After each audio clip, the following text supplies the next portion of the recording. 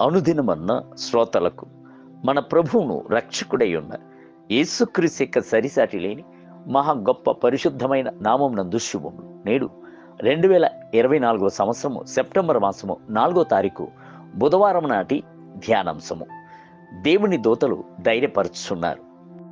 దానియేలు గ్రంథము 10వ అధ్యాయము 16, 18 మరియు 19 వచనముల యందు, అప్పుడు నర స్వరూపియగు ఒకడు మరలా నన్ను ముట్టి నన్ను బలపరచి, నీవు బహుప్రియుడవు, భయపడకము, నీకు శుభమొగును గాక, ధైర్యము తెచ్చుకొనమని నాతో చెప్పాను. అతడు నాతో ఇట్లనగా, నేను ధైర్యము తెచ్చుకొని, నీవు నన్ను ధైర్యపరిచితివి గనుక నా ఏలిన వాడవైన నీవు ఆజ్ఞ ఇమ్మని చెప్పి తిని. ప్రవక్త అయిన దానియేలు 21 దినములు ఉపవాసముండి ఇజ్రాయేలు యొక్క చెరను మరలుగొల్పునట్లుగా ఆసక్తితో ప్రార్థించుచు వచ్చాను.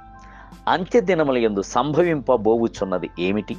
యెరూషలేము యొక్క ఉపద్రవము ఎప్పుడు తీరును అనియు తప్పించుచున్న దానియేలు యొక్క శరీరము ఉపవాసము చేత సొమ్మసిలినప్పుడు ప్రభు తన యొక్క దేవదూతను పంపించి ఆయనను ధైర్యపరచుటకు సంకల్పించెను.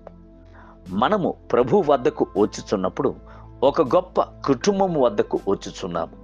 ఆ కుటుంబము నందు 1000 కొలది 10,000 కొలది దేవుని దూతలు, కేరుబులు, సేరాబులు మొదలగు వారందరూ మనకు తోడుగా నిలబడుచున్నారు.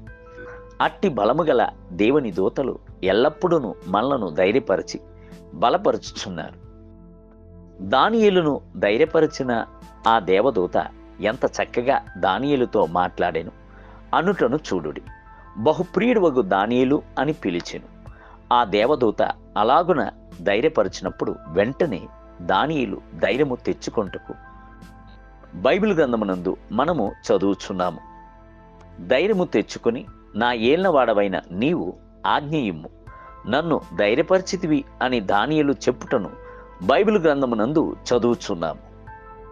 చూడుడి, గొప్ప ప్రవక్తయగు ఏలియాకు ఒకసారి యెహోవా ఇంత మట్టుకు చాలును, నా ప్రాణము తీసుకొనుము, నేను నా పితరుల కంటే ఎక్కువ వాడను కాను అని చెప్పి అతడు ఒక బదరీ వృక్షము క్రింద పరుండి నిద్రించెను. 1 రాజుల గ్రంథము 19వ అధ్యాయము 4 మరియు 5 వచనములు. యెహోవా ఏలియా యొక్క సొమ్మసిల్లు పాటను చూచెను, అధైర్యమును అవిశ్వాసమును చూచెను. వెంటనే తన యొక్క దేవదూతను పంపించుటకు సంకల్పించెను. దేవుని దూత అతన్ని లేపి ఆయనకు ఆహారము పెట్టెను. 2వ మారును దేవుని దూత అతన్ని తట్టి లేపి భోజనం పెట్టి, నీ శక్తికి మించిన ప్రయాణము కలదు అని చెప్పి ఏలియాను ధైర్యపరచుటను చూచుచున్నాము. అపోస్తల కార్యములు 12వ అధ్యాయం చదివి చూడుడి. పేతురు హేరోదు రాజు చేత చెరపట్టబడి చెరలో బంధించినప్పుడు యెహోవా తన యొక్క దేవదూతను అక్కడ పంపించెను. ఆ దేవదూత పేతుర్ని తట్టి, నీ చెప్పులు తొడుక్కునుము, నీ వస్త్రమును పైన వేసుకొని నా వెంబడి రమ్మని చెప్పాను. అపోస్తల కార్యం 12వ అధ్యాయము 8వ వచనం. దేవుని దూత ధైర్యపరిచి విడుదల చేసినందున పేతురు విడుదల పొందుకొని బలముతో సేవను కొనసాగింపగలిగాను. ప్రభు మీ కొరకు తన యొక్క పరిచారము చేయు ఆత్మలను ఆజ్ఞాపించుచున్నాడు అను సంగతిని మర్చిపోకుడి. హెబ్రీయులకు రాసిన పత్రిక 1వ అధ్యాయము 14వ వచనం. మీ మార్గములు అన్నిట మిమ్ములను కాపాడునట్లు ఆయన తన యొక్క దూతలకు ఆజ్ఞాపించుచున్నాడు. మీ పాదములు రాళ్లకు తగలకొనున్నట్లు వారు మిమ్ములను తమ యొక్క చేతులతో ఎత్తుకొని పోవుదు. దేవుని బిడ్డలారా, అన్ని వైపుల శ్రమలను, దుఃఖములను, సాతాను యొక్క పోరాటములను అత్యధికముగా ఉన్నప్పుడు మీ యొక్క కనులు దేవుని యొక్క దూతలను కాంక్షించునుగాక. మీ గృహము చుట్టూత వారి పాలెము దిగి ఖడ్గ జ్వాలలతో మీకు కావలి ఉందురు.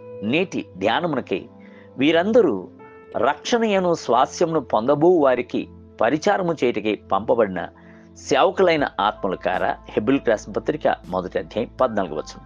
నేటి వేద పఠనము ఉదయం కీర్తన గ్రంథము 143, 144 మరియు 145 అధ్యాయము.